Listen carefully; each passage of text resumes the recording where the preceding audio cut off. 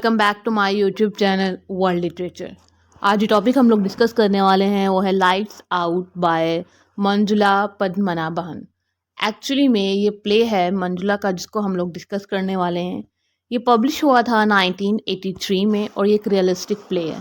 Means कि ये reality पे बेस्ड प्ले है कि ये रियल इंसिडेंट हुआ था, उसको देखकर मंजुला ने जो है ये इस प्ले को लिखा था।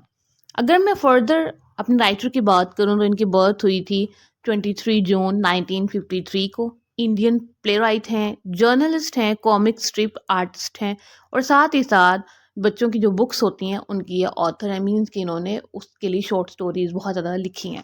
अब उसके बाद फर्दर मैं अपने वर्क की तरफ आती हूँ और अगर मैं इनकी मेजर थीम्स की बात करूँ, इन्होंने जिन पे लिखा है, इन्होंने टेक्नोलॉजी को डिस्कस किया है, साइंस को लिखा है, जेंडर पे लिखा है और इंटरनेशनल इनइक्वालिटीज़।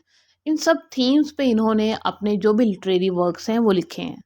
उसके अगर मैं अपने प्ले के इंट्रोडक्शन की बात करूं तो एक्चुअली में ये प्ले जो है वो रियल लाइफ इंसिडेंट पे बेस करता है।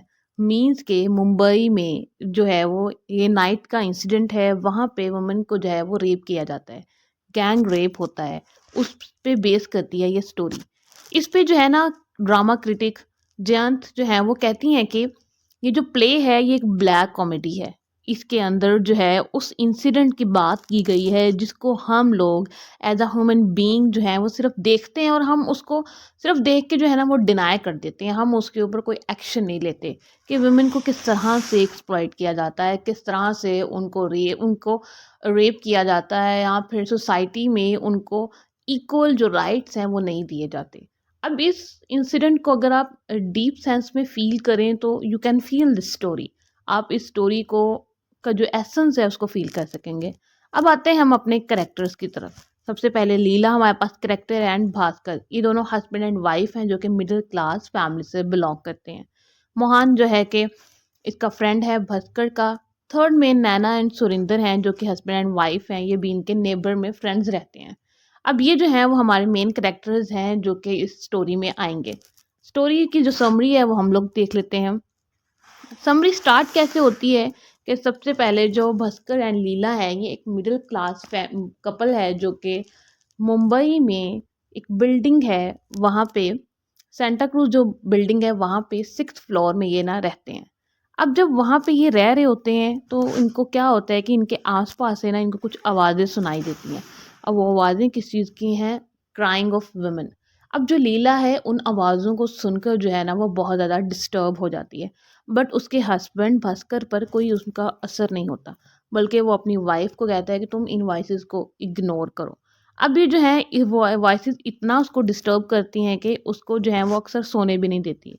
अब जब इसका हस्बैंड कभी बाहर होता घर से रात के वक्त तो ये क्या करती, सारी विंडोज़ डोर्स जितने भी दरवाजे हैं इसके घर के उनको बंद कर लेती और अपने कानों में जो है वो कॉटन दे लेती ताकि इसको कोई आवाज़ ना आए। बट वो जो आवाज़ें हैं ना वो फिर भी आने लग जाती।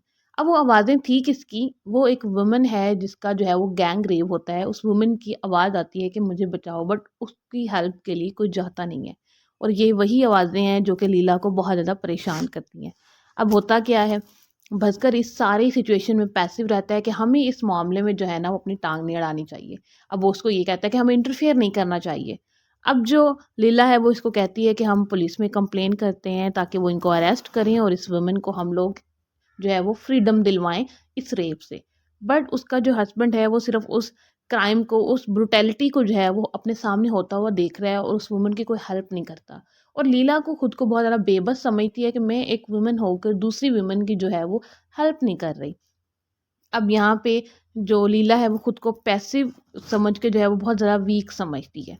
अब मोहन जो है वो आता है, जो भास्कर है वो लीला को बताता है कि आज रात खाने पे हमारा मेरा फ्रेंड आ रहा है।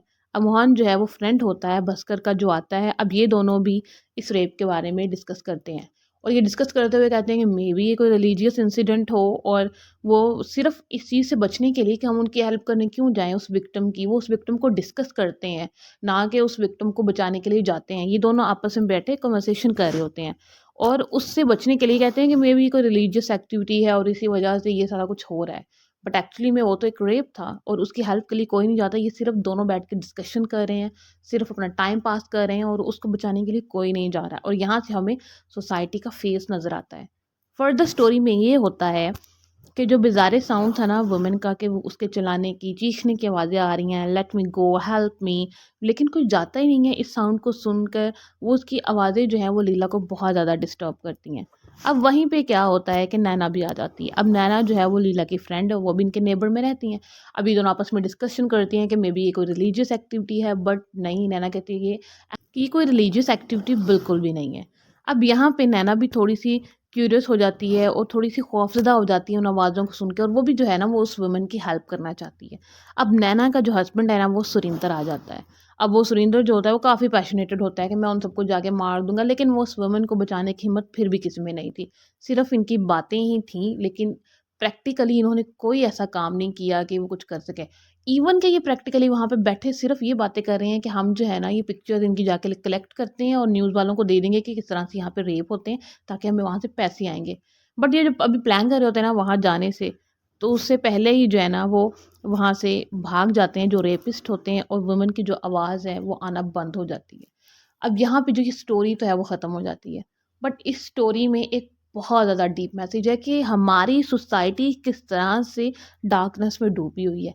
किस तरह से लाइट्स आउट हो चुकी है। मीन्स कि लोगों के माइंड्स ही लाइट्स आउट हो चुके हैं कि उनको ये उनके लिए मैटर ही नहीं करता कि किस तरह से उनके सामने जो है वो क्राइम हो रहा है, उनको जो है वो सज़ा दिलवाई जाए। एक वुमेन उसको एक्सप्लॉइट किया जा रहा है, उसको रेप किया जा रहा है उसका, और उनको जो इक्वल राइट्स हैं वो उनकी सेफ्टी किधर है। मतलब कि सोसाइटी के अंदर हम प्रैक्टिकल लाइफ में भी अगर इन चीज़ों को नोटिस करें, तो हमारी प्रैक्टिकल लाइफ में हमें आस-पास जब हमारी सोसाइटी में कोई ऐसा इंसिडेंट होता है, या तो उनको सज़ा ही नहीं दी जाती जो क्रिमिनल्स होते हैं, अगर उनको सज़ा दी भी जाती है तो फिर भी उनको बाद में छोड़ दिया जाता है, और जो एक जस्टिस सिस्टम है वो बिल्कुल कहीं भी नहीं मिलता, और वुमेन को जिसको एक्सप्लॉइट किया जाता है वो सिर्फ फर्दर से जो है ना वो किसी और के हाथों पे एक्सप्लॉइट होती रहती है।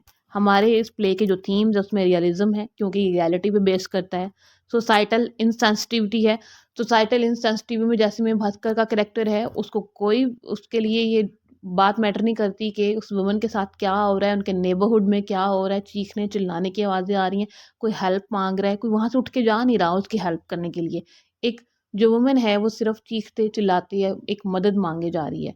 उसके बाद सुप्रेशन ऑफ वुमेन, उसमें हमें नज़र आता है कि किस तरह से लीला और नैना अपनी दोनों दोनों ही वुमन अपने घर को बचाने के लिए, अपनी मैरिड लाइफ को बचाने के लिए अपने हस्बैंड्स के आगे कुछ बोल नहीं पा रही। मैन पावर है, वो उस औरत को बचाने के लिए नहीं जा पा रही। एक्सप्लॉयटेशन ऑफ वुमेन जो कि रेप होता है। पेट्रियार्चल पावर इन फैमिली, जैसे कि मेल डोमिनेंस है, उसके बाद वायलेंस जो कि हमें रेप की सूरत में इस पूरे प्ले में नज़र आता है। ये स्टोरी आई थिंक एक ऐसा रियलिस्टिक प्ले है कि जो बहुत कम होते हैं। बट आई होप कि आपको ये लेक्चर जो है वो समझ आ गया होगा। वीडियो को लाइक और शेयर और चैनल को सब्सक्राइब कर दीजिएगा। Thanks for watching my channel.